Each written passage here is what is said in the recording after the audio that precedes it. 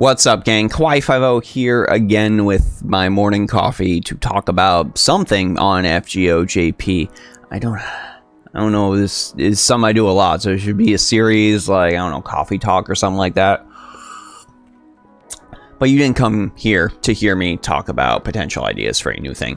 What you came here to hear me talk about is Lady Avalon, Proto Merlin, our new pretender, Maji Mary, whatever the hell you wish to call her. And we need to see, now that she's been out on the JP ecosystem for a few days, how things fare. How is she sitting? Hopefully this video is able to help inform you whether you are a player on JP, unsure if you want to spend your quartz, or if you are an NA player wondering if you should hoard your quartz like a dragon or, say, a treasure goblin in order to try and get this character when she drops in the future. Hopefully it helps you out in one of those ways. If it does, be sure to go ahead, like, and subscribe. Maybe this is just hyping you for Proto Merlin too. But Proto Merlin, okay, let's take a look at these skills first and foremost. Our first skill is Light Upon That Hand, rank B. This gives an ally 30 to 50% arts performance, 2,000 to 3,000 extra max HP for 3 turns, and also a 50 to 100% crit damage boost for 1 turn. This is very reminiscent of our Vanilla Merlin's Hero Creation skill, and it is honestly just as effective for our arts allies. So we're already hitting both the flavor side as well as the mechanic side, similar to our original boy. So this is already starting to look super meaty. If this was the only skill in the kit, I'd be like, alright, this character's pretty decent. Moving on from that, we've got Blooming Flower of Summer Nights. It's a party-wide attack boost that charges the party's NP gauge and overcharges the Noble Phantasm by 1 level. This is something we definitely want to see on, well, basically everyone if possible, but on arts especially, this is very important. Having that party-wide overcharge that also affects Proto Merlin herself is going to be very important. This is also just a better variation of that Merlin skill, and we're definitely living in 2022 FGO right now. And this is her third skill, Succubus's Ridge, rank EX. Now, when I first saw this skill, I was talking with Manpig, and I was initially a little confused by the translations that came out. I was thinking that the NP turn charge thing was going to happen on the same turn that the invincibility was granted. Now, if this happened, this would basically make it so, well, I wanted to use my invincibility to dodge this Noble Phantasm, but now there's no Noble Phantasm, and I'm just going to get hit with a Noble Phantasm next turn.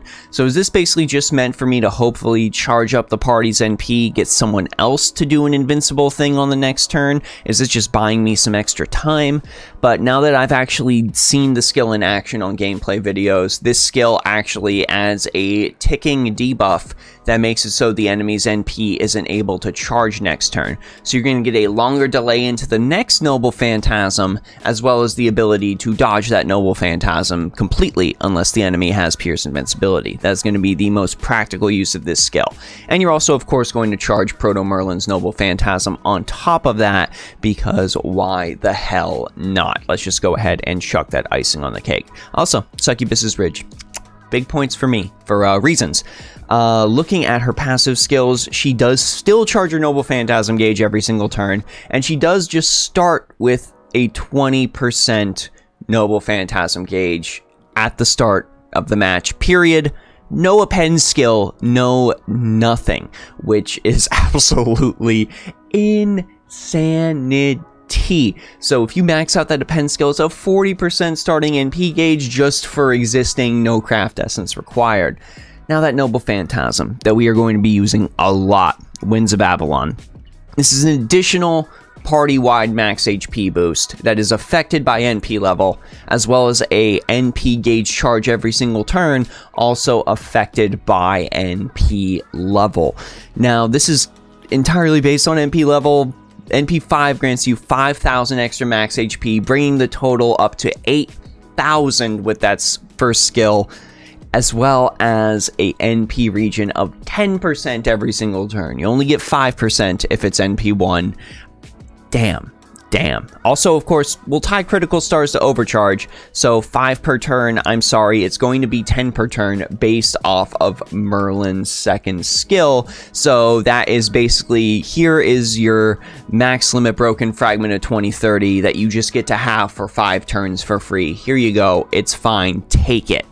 This is an absolutely insane character. I can wholeheartedly say that Proto Merlin is the Merlin of arts. She is going to be an absolutely indispensable helper for challenge quests going forward.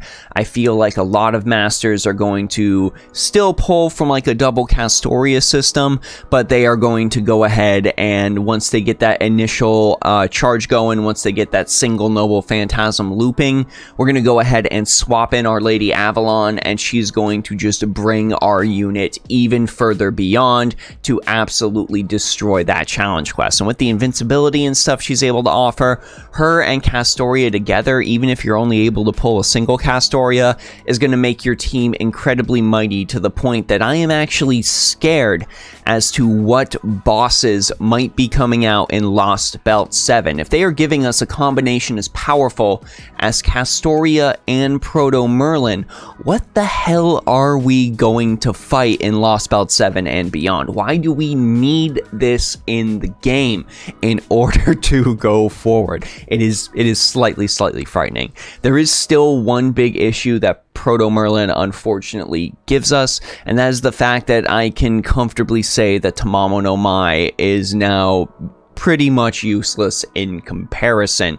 Lady Avalon, Proto Merlin, whatever the hell you want to call her, is just better in every single way. She is the better option, and the main reason to use Tamamo at this point is if you so desire to touch the fluffy tail, if you are indeed a Tamamo lover. I can't even necessarily recommend Tamamo as much for the Bond CE, because, well, Lady Avalon's Bond CE is a party-wide arts performance just like Tamamo's, but also increases the entire party's critical damage on top of that. It is a damn good Bond CE.